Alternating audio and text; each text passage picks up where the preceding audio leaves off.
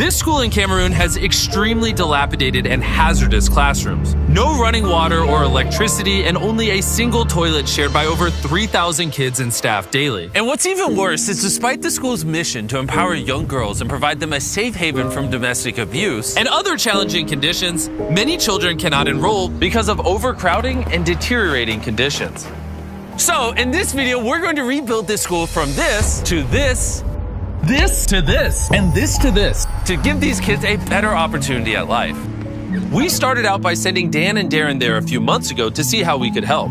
Upon their arrival, they met with Francis, an extraordinary man who has dedicated his life to combat inequality and suffering in Cameroon. He is the founder of CDBTA, an organization that helps build wells, facilitates solar power installations, and aids the development of education throughout Cameroon. When we first visited the school, what we saw of those children were actually under conditions of lack of sanitation. Some of them were abused. They had no right to raise their voice. They could not speak for themselves. These conditions had no dignity. These conditions would not make a child believe that the future is bright.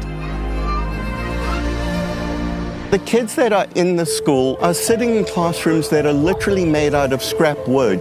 I've been sitting in one of these classrooms for 5 minutes and my face is literally dripping with sweat. I can't imagine what it must be like to sit in here for an hour-long lesson and learn. The environment is first of all dirty. There is dust all over. We don't have ceiling boards. The state of these classrooms is tragic, for many reasons, but mainly because this school is on the border of the English and French parts of Cameroon, making it a rare junction point between two populations in ongoing conflict. This school could help unite these communities. Many people have moved from the English part and they settled in this area. This school became a safe place for them to come and get educated here. But because of the poorly built infrastructure, rain leaks through the roof in winter. There is no electricity, and the school was beyond maximum capacity. Once we saw this, we knew we had to do something, so almost immediately, the team quickly got to work to completely transform the school and surprise the kids before they got back from their school break.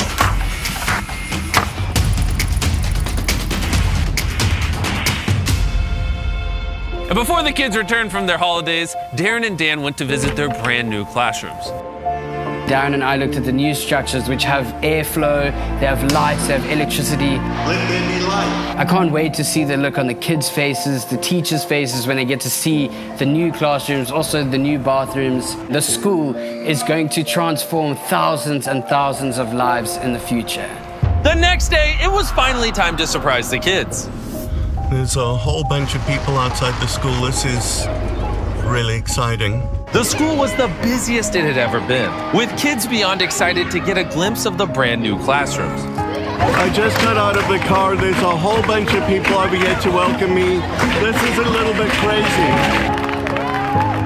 The headmaster then returned to the new classrooms, where he would officially cut the ribbon and declare the new school open.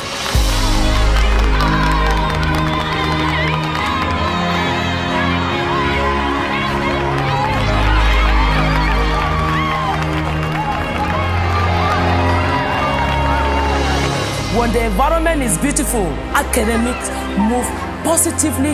Just the happiness motivates them psychologically to study and study well. In interacting with these kids over here, I realize that these are children that have a thirst to learn, and providing them the opportunity to realize that is probably the best legacy that we'll leave behind in this community. I can't imagine the impact this will have on the lives of children in this school. Thank you, and thank you very much indeed.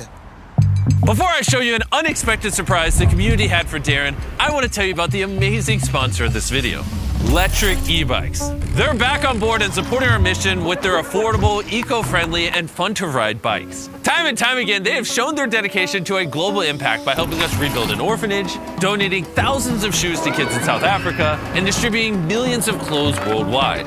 Additionally, they helped us power an island in Colombia, a children's sanctuary in Zambia, and give away hundreds of electric bikes all across the globe.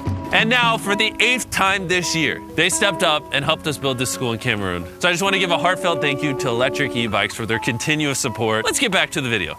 Now it is time for Darren's surprise. Okay, this is what So the village leaders took him to a ceremonial hut and dressed him up in local attire. Thank you, guys.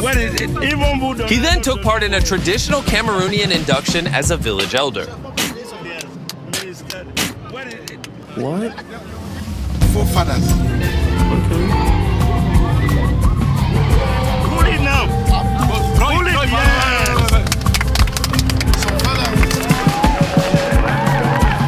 I've just been honored as a chief in the village.